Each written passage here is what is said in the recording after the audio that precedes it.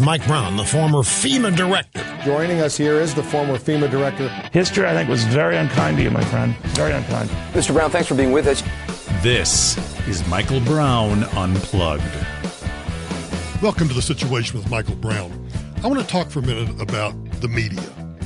So President Trump on Sunday tweeted out this. To the leaders of Iran, in all caps, he says, "Do not kill your protesters." He continues, thousands have already been killed or imprisoned by you, and the world is watching. More importantly, he tweets, the USA is watching. Turn your internet back on and let reporters roam free. Stop the killing of your great Iranian people.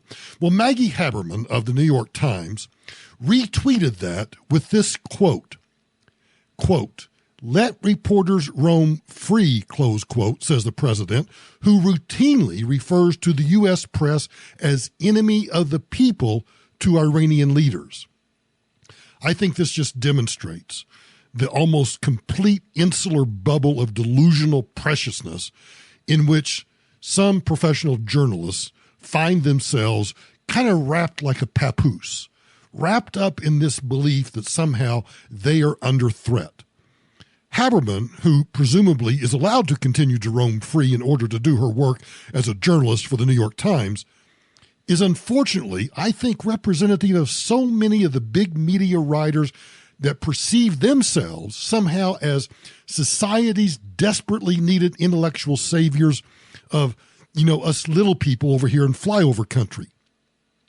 The comparison to equate their struggle and their battles with Trump, who, let's be honest, does not hold the press in any regard unless they happen to say nice things about him, as somehow being on par with the struggling Iranian journalists and what they're facing with their government if they report accurately about the anti-government sentiment happening on the ground. Now, Haberman seems to assume that, because Trump, yammers on, tweets on, constantly at rallies and other places, he kind of continues to bash and talk about the American press being an enemy of the people. And so she assumes that he must want the media abolished. The thing is that while Trump has certainly attacked the press here and there for what I think are perceived slights and for honest and dishonest assessments and accurate and inaccurate reporting, the media has, let's be honest, made a lot of inaccurate claims and reports about the president himself. Well, the president's relationship with the American press has been defined by a palpable, mutual loathing and tension that I think continues to get worse and worse. You might ask, who struck the first blow? Well, for me, and particularly based on the experiences that I've had with the media, I'm disgusted with both the press and its history of anti-conservatism. But I want to go to an analysis done by Charles C.W. Cook. Cook writes, "Our national press is a national joke, vain, languid, excitable, morbid, duplicitous, cheap, insular, mawkish, and possessed of a chronic self-obsession that would have made Dorian Gray blush. It rambles around the United States in neon pants, demanding congratulations for its travails." He continues that not since Florence Foster Jenkins have Americans been treated to such an excruciating example of self-delusion. The most vocal among the press corps ranks cast themselves openly as firefighters, when at worst they are pyromaniacs, and at best they are just asbestos salesmen. Quote, "You never get it right, do you?" Sybil Fawlty told Basil in Fawlty Towers.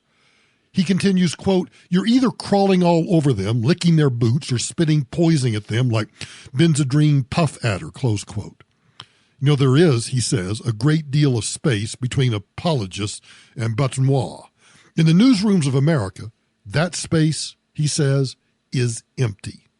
He continues, "It's getting worse. Despite presenting an opportunity for sobriety and excellence, the election of President Trump has been an unmitigated disaster for the political media, which has never reckoned with their role in Trump's elevation and eventual election, and which have subsequently treated his presidency as a rolling opportunity for high-octane drama, smug self-aggrandizement, and habitual sloth. Let me just stop for a moment and talk about what he just said. The habitual sloth. Those of you that listen to me on the radio often have heard me explain how the New York Times or the Washington Post or the Associated Press will write a story. And that story gets picked up by newspapers, media outlets all over the country. And without any sort of, hey, maybe we ought to check this out. Maybe we ought to look at it in a different light. Maybe we ought to check the sources. No, they just take whatever the New York Times, the Washington Post, or the AP says, and they just repeat it in their local newspapers or in their local newsrooms. That's why when he says habitual sloth, I really have to, I've got to chuckle. So Charles Cook continues, I did not go to journalism school, but he says, I find it hard to believe that even the less prestigious among those institutions teaches that the correct way to respond to explosive, unsourced reports that just happen to match your political priors is to shout boom or bombshell or big if true, and then to set about spreading those reports all around the world without so much as a cursory investigation into the details. And yet, in the Trump era, in the Trump presidency, he says, this has become the modus operandi of all but the hardest-nosed scribblers. I'd kind of like to know who those hard-nosed scribblers are. But he continues, the greatest service that Donald Trump has rendered these United States is to have exposed the many ailments of which he is a symptom but not a cause. He writes, we had division and cultural alienation before Trump. We had overbearing government and an imperial executive branch before Trump. We had media that were arrogant, parochial, and impenitent before him. Alas, they have grown yet worse since he arrived. I think Charles Cook is spot on in that analysis of how the media has suddenly taken on Trump's attack as this woe is me, and look, we are as in much danger as Iranian journalists. Anyway, the fact that Trump can be hostile toward the American press is simply not the same as Trump wanting to shut down the press altogether. It's not even the same as wanting to use the heavy hand of government, like they do in Iran and other places, to imprison, torture, or have non-compliant reporters killed. Putin, we're looking at you. And it's just ridiculous to have to say this, but quite clearly, American journalists are not under a remotely similar yoke of oppression, nor are they facing the same mortal danger as are their Iranian counterparts, not by any stretch of any overactive imagination. So let's go to Iran for a moment, because President Rouhani has actually threatened Iranian journalists. In a tweet last Thursday, Hassanuddin Ashina, who is President Hassan Rouhani's media advisor, warned, quote, the Iranian agents of Persian language media abroad not to participate in the psychological warfare regarding the Ukrainian airline crash and stop cooperating with those who are at war with Iran. In response to Ashina's statement, CPJ Minya tweeted out, this threat is a reminder of the ugly censorship that Iran imposes on journalists in Iran and abroad. Iranian authorities should stop targeting media and allow them to report freely on issues affecting its citizens' lives. Amen and amen. But let's talk about, for just a minute, the long arm of persecution. The Iranian intelligence has actually threatened to kidnap journalists working for the London-based Iran International TV and to haul their butts back to Iran. It has also pressured their families back in Iran to persuade their relatives to leave that channel. Now think about that. Has any journalist in this country ever faced those kinds of threats? No, they have not. An Iranian international journalist told Radio Farda this. Since about a month ago, after the unrest in Iran and our extensive coverage of it, They started calling several high-profile journalists, mostly anchors. They phoned them repeatedly and threatened to snatch them off the streets of London unless they quit working here. He continues, some families have also been contacted and summoned in Iran, threatened about their own safety, and ordered to persuade the journalists to stop working for Iran International. There is nothing even remotely near that happening in the United States.